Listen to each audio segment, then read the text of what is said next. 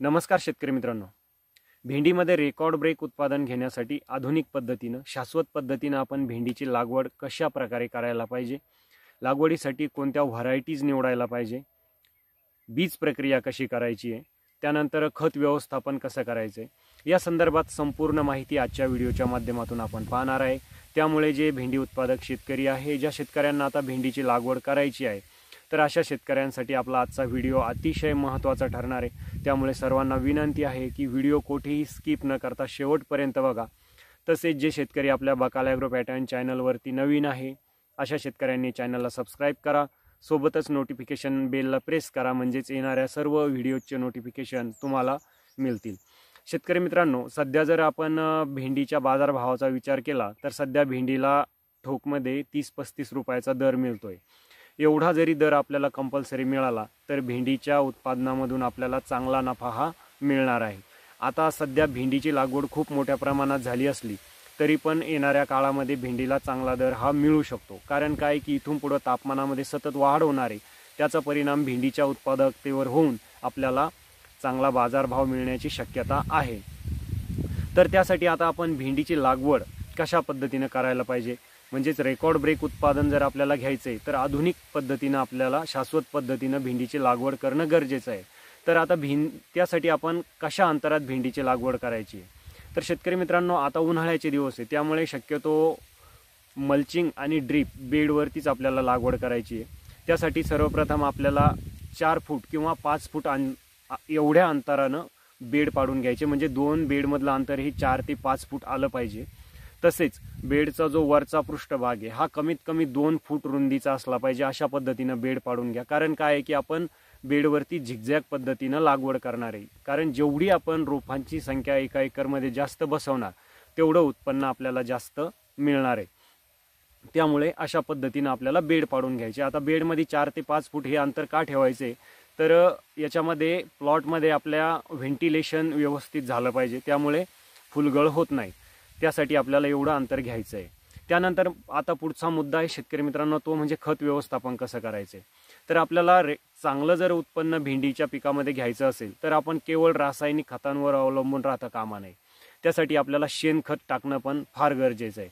तर एका एकरसाठी आपल्याला चांगलं कुजलेलं प्रक्रिया केलेलं कमीत कमी 1 ट्रॉली शेणखत आपल्याला बेडवरती टाकणं गरजेचं आहे।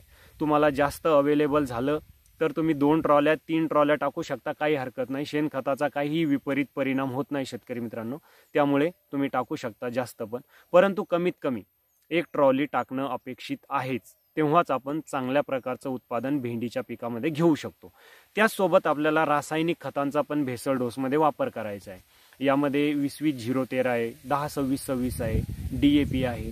या तिन्हीपैकी कोणतंही एका एकरसाठी एक बॅग पोटॅश आणि सोबत 25 किलो मिक्स मायक्रोन्यूट्रन्स, ज्यामध्ये मॅग्नेशियम असेल, सल्फर असेल, कॅल्शियम असेल, बोरॉन असेल, झिंक असेल, अशा प्रकारचं मिक्स मायक्रोन्यूट्रियन्स 25 किलो हे सर्व एकत्रित करून आपल्याला बेडवरती टाकून घ्यायचे। त्यानंतर आपल्याला लॅटरल आणि मल्चिंग आथरून घ्यायची आहे। आपल्याला लॅटरल आथरताना एका बेडवर 2 लॅटरल घ्यायचे आहे, कारण आपण बेडच्या दोन्ही साईडनं लागवड करणार आहे, त्यामुळे 2 लॅटरल आपल्याला लागणार आहे। एका लॅटरलवरती आपलं भागणार नाही, त्यामुळे 2 लॅटरल आथरायचे आहे। आणि मल्चिंग घेता वेळेस मार्केटमधून प्री होल मल्चिंग घ्या शेतकरी मित्रांनो, त्यामुळे काय आहे की आपलं जे मल्चिंगला होल पाडण्याची जी मेहनत आहे ती आपली वाचणार आहे। मार्केटमध्ये तशा मल्चिंग उपलब्ध आहे, तर प्री होल मल्चिंग घ्या। त्यानंतर आता पुढचा मुद्दा आहे तो म्हणजेच बियाणाची निवड। तर बियाणाच्या निवडीला या ठिकाणी सगळ्यात जास्त महत्त्व आहे, कारण लागवडीसाठी आपण उच्च प्रतीचं विश्वसनीय बियाणं निवडणं गरजेचं आहे। कारण बियाणाच्या निवडीचा जर आपला गेम फसला तर आपण केलेली मेहनत, वेळ, पैसा हा वाया जाण्याचा धोका असतो। कारण काय तर चुकीचं बियाणं जर आपण लागवड केलं तर पाहिजे तसं उत्पन्न मिळत नाही, त्यामुळे खर्च हा आपला भरून निघू शकत नाही। त्यामुळे चांगलंच बियाणं निवडणं आपल्याला गरजेचं आहे, दर्जेदार बियाणं निवडणं गरजेचं आहे। तर आता भेंडीच्या लागवडीसाठी आपण कोणती व्हरायटी निवडायला पाहिजे, तर यामध्ये सगळ्यात पहिली व्हरायटी जी आहे ती म्हणजेच ॲडव्हान्टा कंपनीची राधिका। हे भेंडी बियाणं तुम्ही आता लागवडीसाठी निवडू शकता शेतकरी मित्रांनो, सगळ्यात बेस्ट आणि 1 नंबर ही व्हरायटी आहे। या व्हरायटीचं वैशिष्ट्य असं आहे की या व्हरायटीवरती मर रोग आणि रस शोषक किडींचा प्रादुर्भाव खूप कमी प्रमाणात होतो. त्यामुळे तुमचा फवारणीचा जो खर्च आहे हा पण कमी येणार आहे. तसेच इतर वाणाच्या तुलनेत या वाणाची उत्पादक क्षमता जी आहे तर ती खूप जास्त आहे. म्हणजेच फुटव्यांची संख्या याला जास्त येते, सोबत 2 फुलांमधलं जे अंतर आहे ते कमी राहतं, त्यामुळे उत्पादन वाढतं. तसेच फळांची जी लांबी आणि साईज जी आहे तर ती एकसारखी राहते शेवटपर्यंत.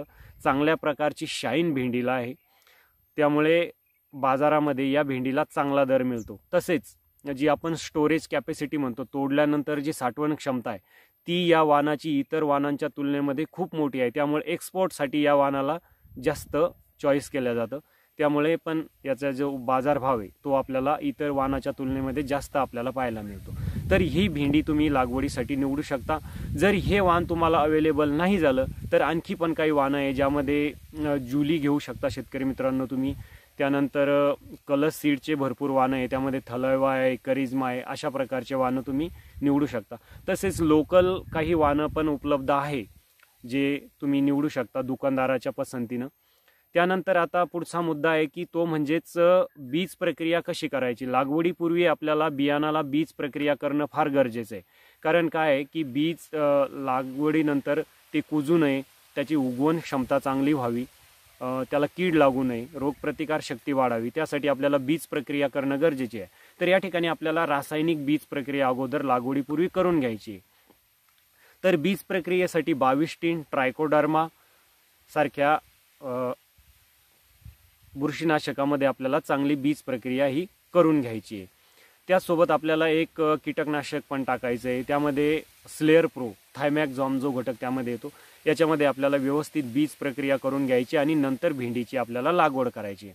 तर लागवड करत असताना एक गोष्ट शेतकरी मित्रांनो आपल्याला लक्षात ठेवायची आहे की भेंडीची लागवड खूप जास्त खोलीवर करायची नाही. कारण असं केलं तर भेंडीला उगवायला वेळ लागू शकतो किंवा कोंब उगते वेळेस पिवळा पडू शकतो, बीज कुजू शकतं शेतकरी मित्रांनो दबून मातीमध्ये. त्यामुळे जास्त खोलीवर भेंडीची लागवड करायची नाही आहे. साधारणतः 1 ते 1.5 इंच एवढ्या खोलीवर आपल्याला भेंडीचं बियाणं हे लागवड करायचं आहे. तर अशा पद्धतीनं शेतकरी मित्रांनो तुम्ही जर भेंडीची लागवड केली तर नक्कीच तुम्हाला त्याचा फायदा होणार आहे, चांगलं उत्पादन तुम्हाला मिळणार आहे. भेंडीला व्यवस्थित खत व्यवस्थापन आपल्याला लागवडीच्या नंतर उगवण झाल्याच्या नंतर करणं गरजेचं आहे. त्यामध्ये जी वॉटर सोल्युबल खते द्यायची आपल्याला कंपल्सरी नियमितपणे, ती मी तुम्हाला पुढच्या व्हिडिओमध्ये सांगणार आहे. एकंदरीत आजचा व्हिडिओ तुम्हाला माझा हा कसा वाटला नक्की कळवा. व्हिडिओ आवडल्यास व्हिडिओला लाईक करा शेतकरी मित्रांनो. तसेच आणखी सांगतो, जे शेतकरी नवीन आहे चॅनलवरती अशांनी चॅनल सबस्क्राईब करा आणि व्हिडिओला शेअर करा शेतकरी मित्रांनो.